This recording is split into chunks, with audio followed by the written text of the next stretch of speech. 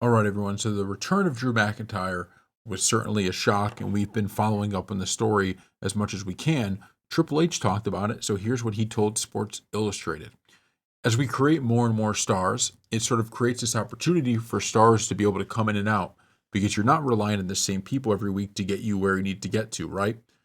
He, talking about Drew McIntyre, was dying to come back. He wasn't hurt. He wasn't injured. Let's just give you a little breather here for a second. And whether that's spending some time at home, enjoying your family, whether that is or whatever that's, hey, I have this other project I want to work on. I have this project that Netflix has come up with. I'm going to work on that, whatever. Us having the ability to morph and shift things around and keep things fresh, I think it's a tremendous opportunity for us. So I'd look for more of that too. So there are a lot of bombshells in there. So number one, we reported yesterday, we talked about, okay, so Drew McIntyre returned because of the injuries, to the injury to Bronson Reed. Well, I guess injuries because both the ankles. So that's why he returned. So they weren't planning on having him come back. He came back because they needed him to, so he came back. But you got to keep in mind what Triple H is saying and why this Netflix deal is so much more than just Raw, being shown on a different platform or, Raw being on Netflix. He makes a very interesting point about, listen, the company's so big and the roster is so full of talent. I mean, think about the people who are such big names. Look at the women's side. People like Charlotte Flair, I know she's been injured, but or Becky Lynch or Bailey. I know Bailey, she's still on WWE TV, but those are three huge names. And right now, Becky Lynch, just kind of took a hiatus from the company.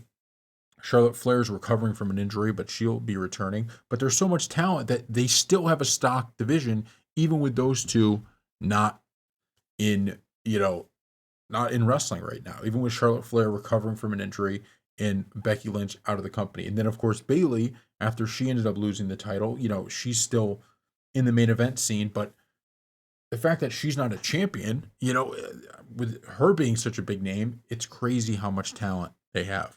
And so they could have them working on different projects and doing different things that Netflix can have. And it's just this, yeah, it opens up so many opportunities, whether it's a movie, a documentary, whatever it is, these guys, and it gives them a break from actually wrestling.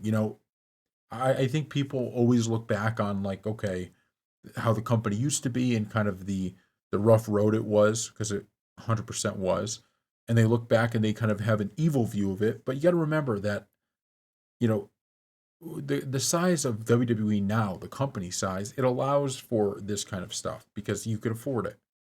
You could afford to you could pay all of these talents all this money, and you don't even need to have them on TV all the time because you have all of these different avenues of profit. You have various things, and you couldn't have done that back in the day. I mean, when you were paying a guy back in the day for if your events, you got to pay him. So you're paying him and you need him to show up every week because he's the one that's paying the bills. He's paying his own bills because the fans are buying his merchandise and buying tickets to see him and all of that. But things are changing.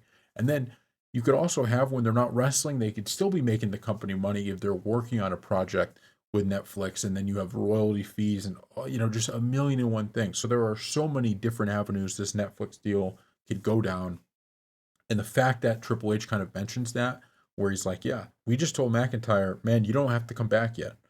I mean, think about that in the history of WWE. How many times do you think Vince McMahon told a big star that he was paying, "Yeah, you could just sit at home at rest. We're good for now. We don't need you." I don't know if that ever happened. Obviously, if someone was a star that wasn't as big anymore, he told him, "Yeah, okay, we're not going to use you." But someone who was still, a big name in the company, telling them, "Yeah, you don't have to. We'll give you a little bit of a rest." I mean, that is crazy, right? To think about when you hear about some of the schedules these old wrestlers used to have. So, thank you all for watching, and we'll see you next time.